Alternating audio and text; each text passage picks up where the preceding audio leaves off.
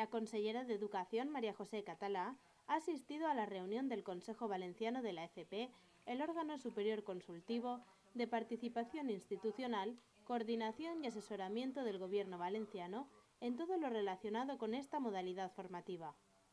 Entre sus competencias se encuentran elaborar y proponer el Plan Valenciano de Formación Profesional y ha sido el responsable del desarrollo del decreto que regula la FP dual en la Comunitat Valenciana.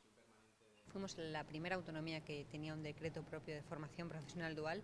Se impulsó desde el consenso más absoluto. Su aplicación ha sido una aplicación tranquila, ha sido una aplicación efectiva.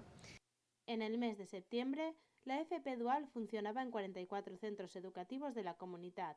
Sin embargo, debido a la alta demanda y al interés suscitado entre las empresas, Educación abrió un plazo extraordinario para que los equipos directivos pudieran presentar un proyecto.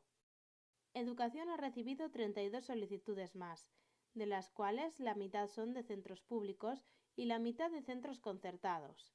Tenemos ya aproximadamente un centenar de convenios firmados entre centros de formación y empresas para hacer la parte práctica de la FP dual remunerada.